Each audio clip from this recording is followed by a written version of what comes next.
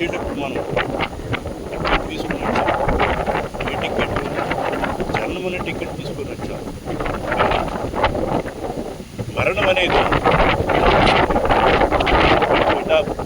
అర్థం ఉన్నది కానీ డెత్ తెలియదు. అందువల్ల ప్రతి ఒక్కరు కూడా భయపడేది నేను చనిపోతానేమో అని భయపడతాను. అసలు నువ్వు చనిపోయేది దేహము అని తెలిసిన తర్వాత నీకు అసలు భయం ఏముంటుంది? అది తెలియకనే చావు అంటే చాలా తేలిక. లోపలికి వెళ్ళినటువంటి ప్రాణం గాలి బయటికి రాకపోతే, లోపలికి వెళ్ళిన గాలి బయటికి రాకపోతే ఇది మరణమే.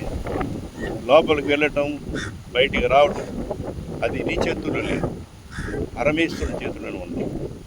అందువల్ల భయం అనేది ఎందుకు ఉంటుందంటే, రెండో వస్తువు ఉంటే భయం. ఉన్నదంతా కూడా నువ్వే అని తెలిసిన తర్వాత నీకు భయం ఏముంది? ఆధ్యాత్మిక చింతన పెరుగుతుంది. ప్రతి ఒక్కరిలో కూడా పరమేశ్వరుని చూస్తూ ఉంటాం. ఇంతకుముందు ఉన్నటువంటి అజ్ఞానం అంతా పోయి జ్ఞానంగా తయారవుతావు. పాపం చేయాలంటే భయపడతావు. కట్టెలోనే అగ్ని ఉంటుంది, ఆ కట్టెనే కాల్ చేస్తుంది. అలానే నీకు ఇంత మంచి మానవ జన్మ వచ్చిన తర్వాత దానిని ఎంత విలక్షణంగా మనం జీవించాలి. పాపకృత్యాలు చేస్తూ ఉంటే ఆ పాపాన్ని అనిపించడం మరలా జన్మ తీసుకోవాలి. ఈ జన్మ నీకు హాయిగా ఉందా అని నువ్వు ఆలోచన చేసుకోవాలి. పుట్టడం చావటం, పుట్టడం చావటం, పుట్టడం చావటం, ఇదేనా మానవ జన్మ?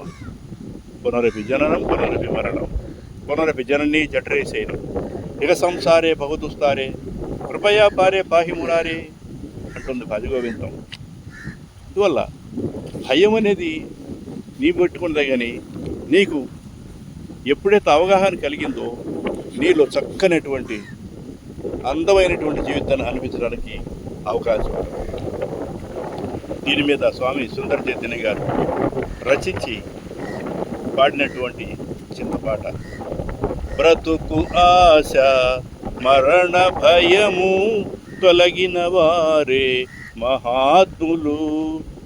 బ్రతుకు ఆశ మరణ భయము తొలగిన వారే మహాత్ములు. వేద బుద్ధి లేని వారికి ఎవరున్నారు శత్రువులు. వేద బుద్ధి లేని వారికి ఎవరున్నారు శత్రువులు. కట్టెలో అగ్ని కట్టెని కాల్చును, పాపము పాపిని దహించును. కట్టెలో అగ్ని కట్టెని కాల్చును, పాపము పాపిని దహించును. రామ రామ జయ రాజారాం, రామ రామ జయ సీతారాం.